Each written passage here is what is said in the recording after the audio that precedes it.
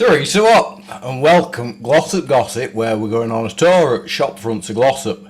This were Greg's when I were a lad. You could get good pies in there. Anyway, signage is a lot better than what it were like when it were Greg's. It's like minimalist, that, isn't it? And charity shop next door, signage is alright, but Finlay McKinley's. Look at bloody state of it. It were nicest shop in Glossop, that. And there's pigeons. Pigeons on Duke and Norfolk. I says, get off Duke and Norfolk, pigeons, get off him. If he sees you, he'll have your eyes gouged out. He'll have your heads boiled in oil. Get off, quick. And they pay no heed. I threw my bloody hat at them. I didn't know what to do. I threw my hat at them. I says, fly away, pigeons, before he sees it. Next thing I knew, my bloody hat stuck on Finlay, my fucking Kinley's fucking roof. So I went next door. I says, will you help me? My hat's stuck on the roof. He says, I can't help you, boss. Miserable bugger. But there's always a policewoman in Glossop with a broomstick who'll help you. It's not like it were in old days. In the old days, well, there were no policewomen, there were only men. And they plant drugs on you and slam your fingers in car door. They were nasty men, they were. And next thing you knew, you'd be in there, up with a bloody magistrate who were worse than bloody policemen. Worse. They were in private eye how bad he was. Yeah, he'll tell you some stories about that. Anyway, I got my hat back and I continued on my tour at shopfronts of Glossop and I come to Bucky's. Go to Bucky's and you'll burn in everlasting hell. And down there with Newmarket. Go to Newmarket and you'll burn in everlasting hell. No, but go to Greg's and you'll just get fat. In fact, they get so fat, Greg's had to move because the customers were too bloody fat. Fit through the door. They says, we need a shop with a bigger door. Let's find a shop with biggest door in Glossop. We'll fit through there. And there's some posh shops in Glossop, right enough. And there's a grand place, get your watch fixed there at the end. Their clock works. Not like Town Hall bloody clock. Don't get me started on that. And, well, I mean, there's some empty shops, I'll grant you that. But most of them, you know, they're glowing. And there's some nice shops in Glossop these days. Proper nice ones. Aye. So, and Big Surrey and that. I mean, you can't go wrong with David Bradley's. He's been there forever, hasn't he? Really. Well, there's a couple of empty ones, like I say, but on the whole, this side of Glossop, it's not too bad. The shop fronts are not too bad. Finlay McKinley's is a bit let down. And Superpound, look at the state of that. It just needs a better sign. It's a cheerful shop. Anyway, if you come from East Glossop, you never go past Arundel Street. So we start at Corner Cupboard. We work our way up. Adfield Bakeries, I can tell you some stories about that one. There used to be a cinema that in Glossop. We haven't got a cinema anymore. That one's shut down. All camping shop. Bargain booze is there. And some another Bucky's. Don't go there. You'll burn in everlasting hell. If you can afford an house in Glossop, you'll be right. Anyway, that's alright. And all that Thai restaurant, it's quite authentic, I think.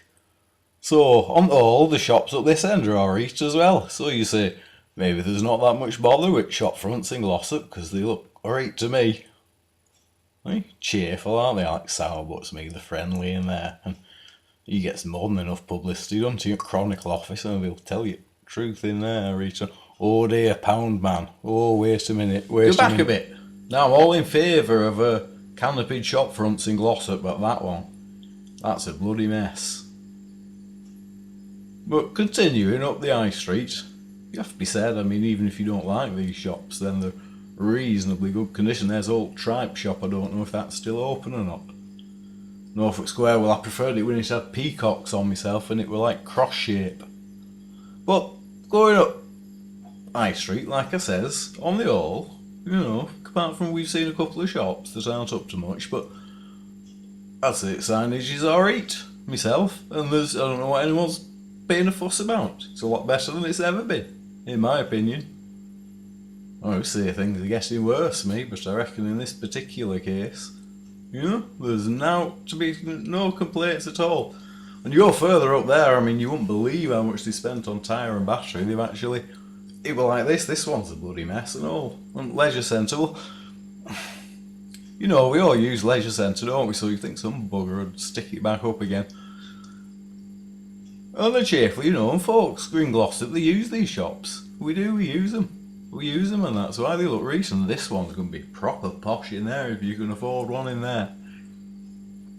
Do you remember when it were there, right? Anyway, so we continue. You had it all Like, strung High up Street outside. You had East, hares and and rabbits this, that, and and the other. grouses And and you say, foxes and look at all badgers, these, big nice as shops. sheep It's full they of were. nice shops. Badgers, There's one, it's only big as shops. sheep. Someone will take it over. It'll be You right see again. badgers like that anymore. Maybe right again.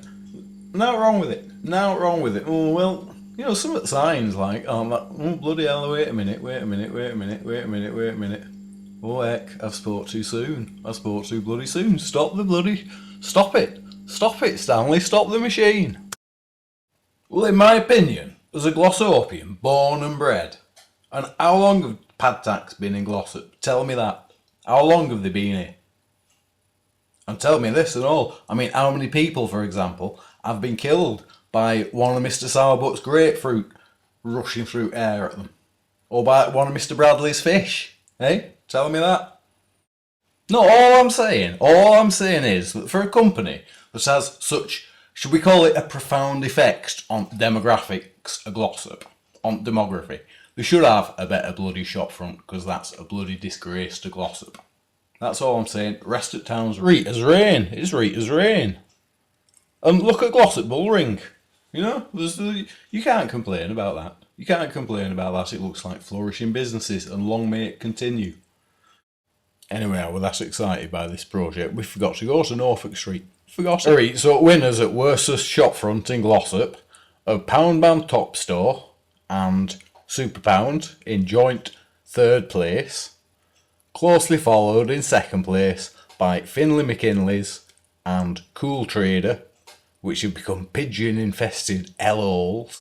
But there's a really easy winner at Worcest Shopfront in Glossop, Padtaks. Bloody awful. Next time on Glossop Gossip, I'll be complaining about the tiny little flag we've got on Town Hall. On that big long flagpole, it looks fucking stupid. Till then, I'll silly.